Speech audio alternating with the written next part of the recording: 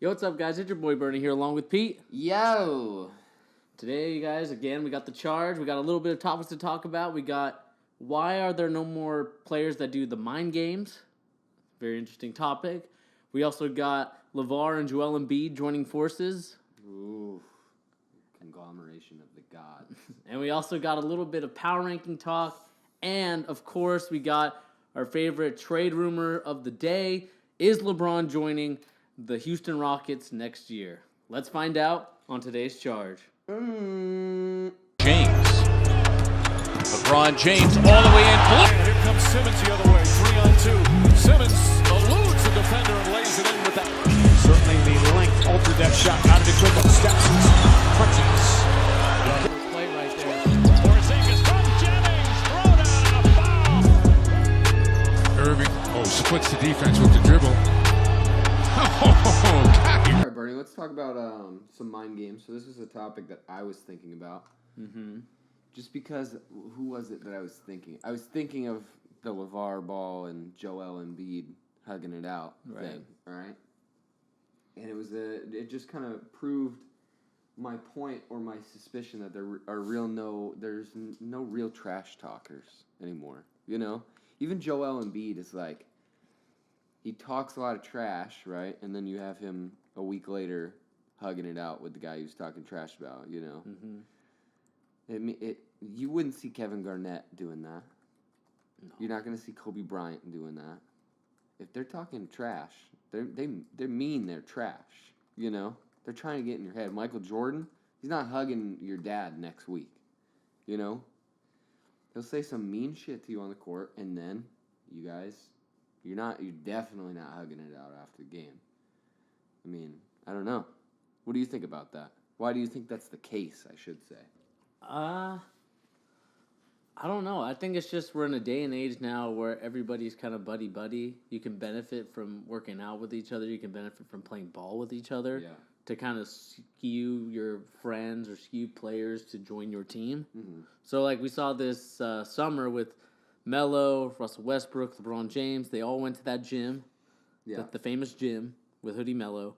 And, you know, they worked on their game. And I think it's just leading towards more of a, let's see if we can team up at some point, but you know, it's always good to just, you know, hug it out. I think the last trash talking or the thing that I've seen really was from LeBron James himself with Steph Curry, and that not last year's NBA Finals, but the years before that, when LeBron James was wearing all the T-shirts, the wrestling T-shirts. Yeah. You know, talking after he blocked Steph Curry's shot. But even then, though, they're friends. I mean, I don't think they're friends. I think they're, like, acquaintances. Like, if they had to be in the same room together, they could hang out. They could hang out, but it's not like they're buddy-buddy. Like, but that's my thing, though. Like, you have, like, Kevin Garnett is not hanging out in a room with you if he doesn't like you. You know? I feel you. That's what I like.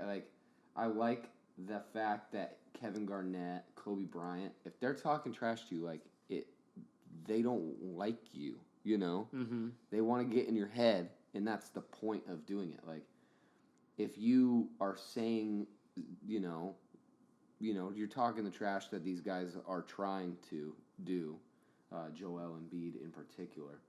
Like, it doesn't mean anything if a week later you're hanging out with, you know, the enemy, so to say. Yeah. It just kind of invalidates your trash talking. And then you get rid of the major point of actually doing it, which is getting in your opponent's head.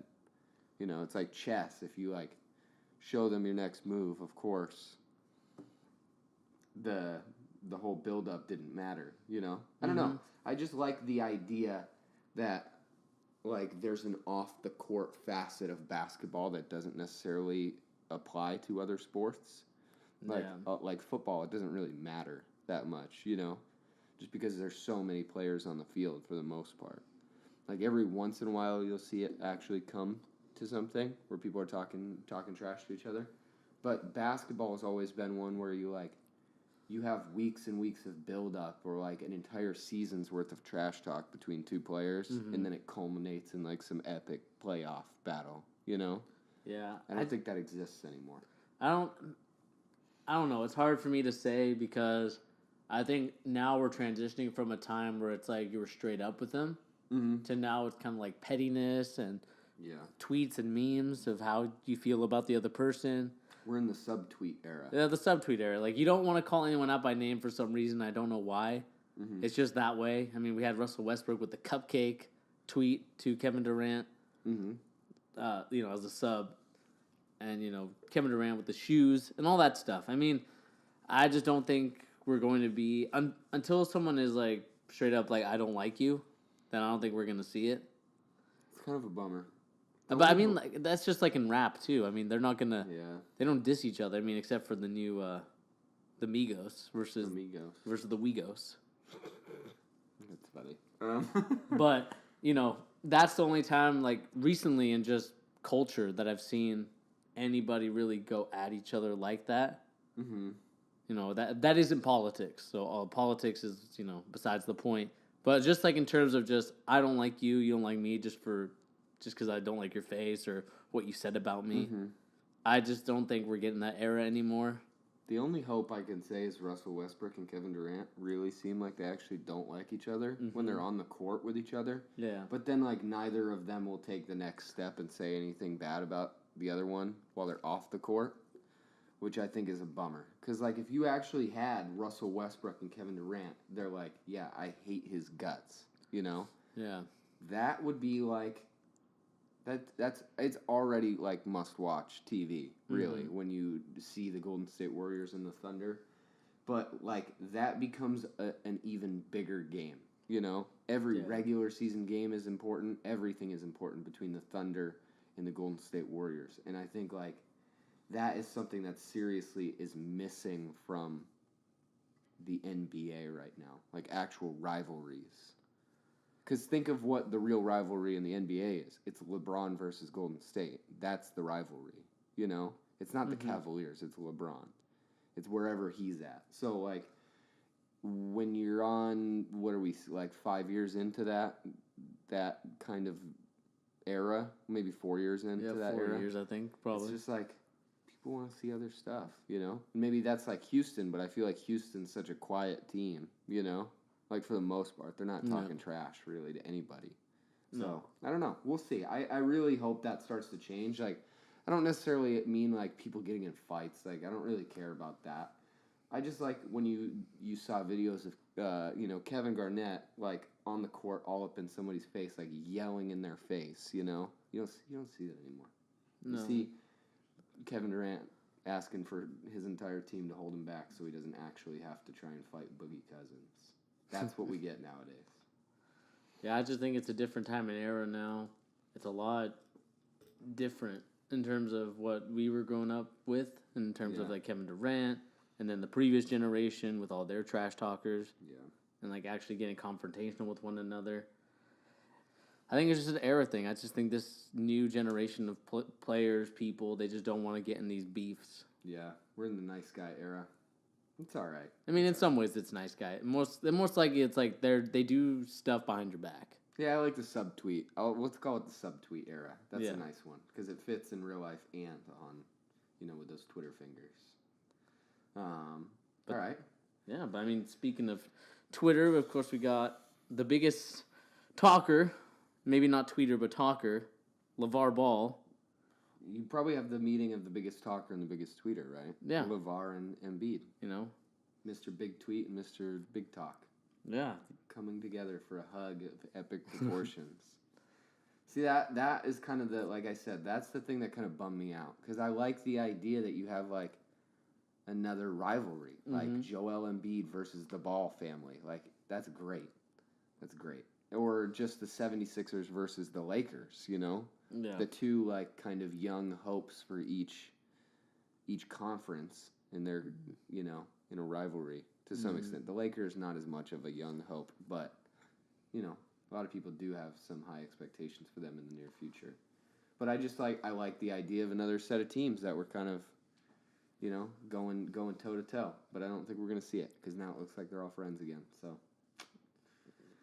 it is what it is, really, Yeah, I mean, I think it's just LeVar Ball making strategic moves. Mm-hmm. Joel Embiid is probably going to be a future All-Star, Hall of Famer at some point if he, can remain healthy. And, you don't want to call out Joel Embiid for being trash because you're gonna look like a dummy. I mean, yeah, it just like makes no sense to call him trash. And then you can't even compare him to Lonzo right now because he's struggling a little bit. So I mean, I guess you got to show love. I don't know if it's real love, if it's fake love. Yeah, I don't know. Honestly, LeVar Ball is an evil mastermind. Like he knows what he's doing. Yeah, obviously, we've seen the Today Show stuff and how he manipulated that.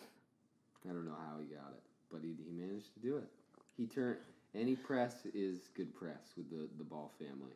Honestly, it's just. That's like I don't know with like LeVar Ball. It's interesting to me, and how he's done it. But I think I heard this on Fox Sports. It's just like the product isn't there though in terms of, with the Kardashians in that situation, like whether you like them or not, the product is there for them. Like people buy their stuff. Yeah. But with like the Ball family, it's like the product is the game that the kids have. Hasn't really been shown well. No. And that's why people haven't bought into it yet, like in terms of All America. We got to see some improvement, or we got to see LaMelo play, man. Yeah. If you want to, they can get two out of the three into the NBA, it will solidify the Ball family hold over the NBA, reality TV era. Yeah, and just have like LaMelo, or no, not LaMelo, LiAngelo. Just have him run the business. Have him steal a camera or something, and then you guys can start making stuff. What do we want to talk about next, Bernie? Do we want to talk about just some notable big performances in the last couple days? I feel like there was a lot of big games by some individual players. Yeah, why not? Let's talk about it. Personally, one I liked watching a lot last night, Victor Oladipo went absolutely nuts. He played really well. 47 points or 48? I think 47, but I could be wrong. I think it's 47 as well. He's an animal. I heard a really funny thing from Chris Smoove, which I actually really agree with. He was like, Victor Oladipo literally only has one celebration that he does. I don't know if you've noticed that. He does points at the ground like, this is my house. And he's like, dude, you're actually good now. Like, you're the leader of the team. Come up with some more celebrations. I was like, that's pretty accurate. If you're the leader of a team, you need to have more than one, If you're always the guy scoring, you got to celebrate in a couple different ways. Who else had big games? I think LeBron, didn't he have like a crazy triple-double the other night? Some notable performances. Of course, we have to mention Giannis had a 40-something point game the other day. Yeah, Anthony Davis and Ben Simmons, they went at each other. Ben Simmons. Ben Simmons, 27, 5, and 10. Anthony Davis also had a great night with 29, 8, and 4. Yep. Your boy Kristaps, big 30 points. Finally, he did something. 8 rebounds, 2 assists. Good. He's been struggling recently. And struggling. That's really good. DeMar DeRozan almost had a double-double with 25 and 9. Yeah. And that was just Sunday. For Saturday, we got Lou Will. Lou Will had a great game, 35, 8 assists. Otto Porter also had a good game. We had that Kings New Orleans game on Friday. Mm-hmm. I think Zach Randolph had high 30s. No, what did he have? 35. DeMarcus Cousins had 38 in that game, so they were kind of battling it out. Yeah, Zach Randolph with 13 rebounds as well. This was a good game. Kyrie Irving on that Friday had 36. Oh, James Harden, though, he had a 48-point. I think he had the biggest game of the week. Mm-hmm. The Rockets. Not surprising, though. Not surprising. You think Lou Williams starting right now? He's not starting for the Clippers. Yeah. I don't think he is. I could be wrong. If they were any better, he probably would win the 6-man. Probably. He's won 6-man before. That Clippers team, I think we've talked about it enough. They're bad. But that's all we need to say really on that. Everyone knows they're bad. They're about to come crashing down to earth. We want to move into power rankings. Power rankings in a sec, but I just wanted to shout out real quick one of the boys from the Celtics, who is Jason Tatum with the highest 3-point percentage at 52. Yeah, shout out to him. That's pretty nuts. And then, of course, you got to shout out LeBron James, averaging 28, 8.7, and then, not in the rebound category, but, still doing his thing. He's killing the game, though, as always. Definitely top 3 for MVP votes. Can I ask you a question? Yeah. If LeBron goes like 20 seasons deep on his career, right? Mm-hmm. And let's say he's in, what is this, season 14 for him right now? Yeah, 14, I think. If he makes it to season 16, right? Which is kind of realistic at this point. Makes it to season 16 at still an MVP caliber pace, right? And then he goes like his last 3 years or 4 years, and he's just like an above average player, and then he retires, right? Would just the sheer longevity of his career make him the best player of all time? Well, I mean, I might get a little controversial, but I already think he is. I personally do too. I think he's the best player of all time. But I just think I think that's a good question because a lot of people have asterisks for him in different places and stuff like that. Mm-hmm. And I think it's so hard to debate. Like, let's say he does go 20 seasons deep, and he's at an MVP caliber for 80% of those years, which would be like 17 seasons or 16 seasons. It's kind of hard to debate him being the best of all time. Yeah, I mean, it's hard to debate, and you're always gonna get the stands and the people that just value championships over everything. Because I mean, it is the ultimate goal of what people want to be great for decades, literally decades.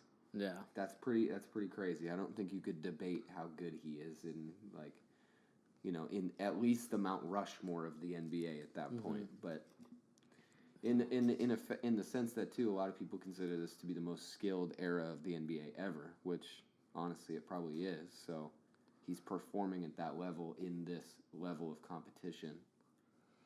Yeah. And think about this too. I heard this point about why he might be better than Jordan recently, and I thought it was pretty interesting. He's gone to 7 straight finals, which is insanity, because that means he's literally played like an entire extra season of basketball worth of postseason games. Jordan went to 3 straight, and then he retired from basketball for a year because he was so sick of it. Well, there's been other things too. Other things too. But a big part of it is he wanted to go do something else for a little bit, and he played baseball and he was trash. LeBron has not even slowed down a little bit in his entire career. I mean, it's just I think just the pace of it is so crazy. It's it's unrivaled how intense about basketball he is. Yeah. I mean, I think I haven't seen a intensity like this, and I've only learned about it through watching videos and just reading about it since Kareem Abdul-Jabbar. Yeah. I just think the way that he approached the game and the way that LeBron approaches the game. Yeah. I mean, it's ridiculous. I mean, Kareem had a very long career. Yeah. He did. And it's all thanks to I will compare LeBron and Kareem because they both have things that kind of make them unstoppable even at their older age. Yeah. With LeBron, it's his athleticism. And then with Kareem, it's his skyhook. Yeah. And just his ability to score the basket. Because, I mean, you don't become the number 1 leading scorer in NBA history by a lot, too. Yeah. There's a reason he's one of the greatest of all time. What else do we want to talk about, Bernie? Do we have anything to talk about before power rankings? See the news. I don't think there's anything really because I want to save one of our news segments for a kind of lengthy video. Okay. In the discussion. So, I mean, I'll just quickly talk about some stuff here. We have LeBron James and James Harden. They won Player of the Month. Easy. For November. Easy to say. Markelle Fultz, number 1 pick. Coming back. No longer feeling that shoulder soreness that screwed up his jump shot. I mean, his first game back is going to be the exact proving point of whether or not it's his shoulder or just awful shooting for him. Exactly. So, we'll see. And then we also have Zach LaVine going to the G League for a rehab game. Towards ACL in February. Hopefully he can come back. And I got high hopes for Zach LaVine. We haven't talked about Zach LaVine on this podcast at all. I honestly think he's going to come back. to a bad Bulls team, and he's going to put up pretty good numbers. Yeah, and it's a pretty bad Bulls team. It's a pretty bad Bulls team that still ended up beating my Knicks the other night. But he's going to come back and put up some good numbers for that team. I think him and Markkanen on the same team, they're going to be pretty good. Yeah, it should be a little good 1-2 combo. And then the last thing I have to say, since we talked about him a couple weeks ago, the Grizzlies hired Greg Buckner as their assistant coach. Not really anything to talk about, but just, news and rumors. You want to talk about this? Or is this what you wanted to talk about? We can talk about that in a little bit. Okay. I want to save our last two news things for a kind of lengthy discussion, as this is different discussion.